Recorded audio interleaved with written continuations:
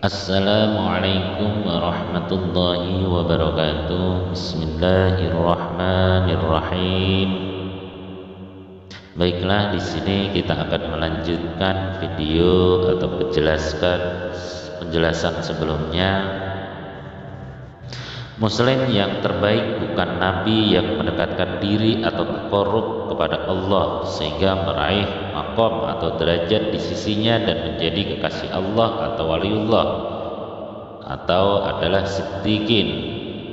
Muslim yang membenarkan dan menyaksikan Allah dengan hatinya atau disebut ainul basirah, atau muslim yang bermakrifat. Imam Al-Hakim Al-Tirmidzi di dalam sahihnya, yaitu di 205 sampai 320 Hijriah, atau di masa 820 sampai 935 Masehi, membagi makomat al-wilayah atau derajat kedekatan para wali Allah ke dalam 5 makomat atau derajat. Kelima makomat atau derajat itu adalah yang pertama yaitu al-muwahhidin, yang kedua yaitu as-shadiqin, yang ketiga yaitu as-siddiqin, yang keempat al-muqarrabin, yang kelima adalah al-munfaridin. Adapun yang nomor 1 yaitu al-muwahhidin atau penganut paham tauhid. Seseorang yang mengisahkan Allah disebut ahli at-tauhid. Seseorang ahli at-tauhid telah keluar dari kekufuran dan telah memiliki cahaya iman. Dengan modal tauhid dan keimanan tersebut, ahli tauhid pada dasarnya telah mendekatkan diri kepada Allah. Al-Hakim At-Tirmidzi menganggap hal ini sebagai awal manazil al-qurbah atau permulaan peringkat kedekatan kepada Allah, namun masih berada pada posisi qurbat al-alamah atau kedekatan secara umum, bukan qurbat al-auliya atau kedekatan para wali. Yang kedua yaitu as-siddiqun, yang juga dinamakan wali haqqullah. Mereka adalah yang memperoleh kewalian setelah bertaubat, bertekad bulat untuk menyempurnakan taubatnya dengan menjaga anggota tubuhnya dari perbuatan maksiat, menunaikan al-faraid atau berbagai kewajiban, menjaga al-hudud, hukum dan perundang-undangan Allah, dan membatasi al-mubahat atau hal-hal yang dibolehkan. Apabila berhadapan dengan al-mahdzur atau hal-hal yang dilarang, mereka akan berpaling dan menolak sehingga jiwanya istiqomah. Dinamakan wali haqqullah karena ibadah dan ketaatannya kepada Allah serta perjuangannya dalam melawan hawa nafsu berlangsung secara terus-menerus tanpa pamrih, semata-mata karena menunaikan hak Allah atas dirinya.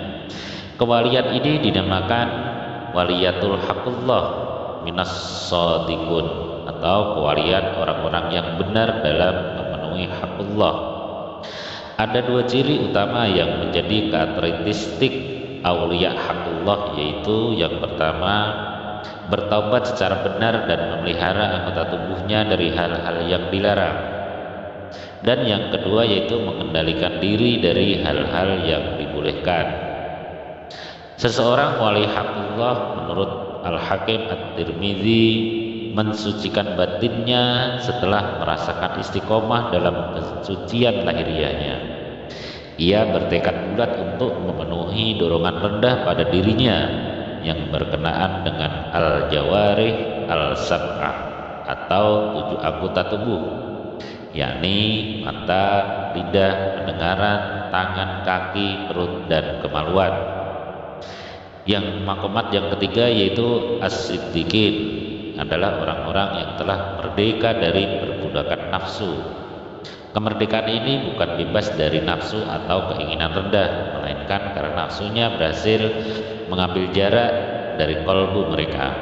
As-siddiqun kokoh dalam kedekatannya kepada Allah, bersikap siddiq atau jujur dan benar dalam perilakunya, sabar dalam mentaati Allah, menunaikan al-faraid atau menjaga al-hudud dalam mempertahankan posisinya dengan sungguh-sungguh. Mereka mencapai ghayat as-sidq atau puncak kesungguhan dalam memenuhi hak Allah, berada pada manazilul qurbah atau posisi yang dekat dengan Allah, dan mendapatkan khalisul ubudiyah atau disebut juga dengan hakikat kehambaan.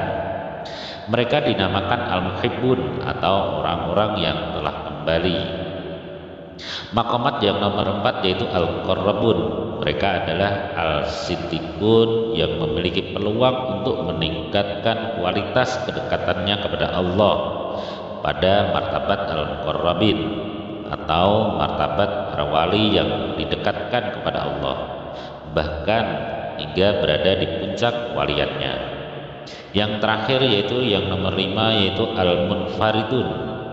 Menurut Hakim At-Tirmidzi berpandangan bahwa para wali yang mengalami kenaikan peringkat dari maqamat al-muwahhidun, as-saddiqun, as-siddiqun hingga al-muqarrabun di atas telah sempurna tingkat kewalian mereka.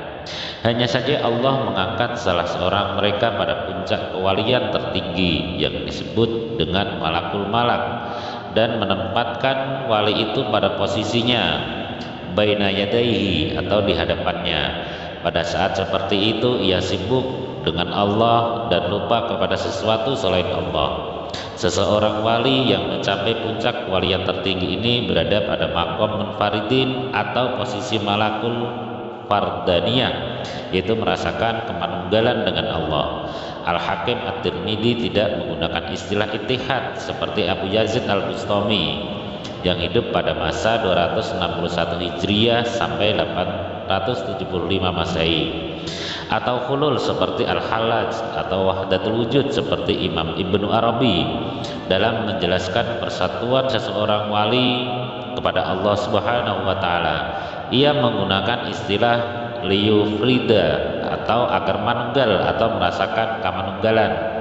Kewalian dalam pandangan Al-Hakim At-Tirmidzi dapat diraih dengan terpadunya dua aspek penting, yakni karsa Allah kepada seorang hamba dan kesungguhan pengabdian seorang hamba kepada Allah.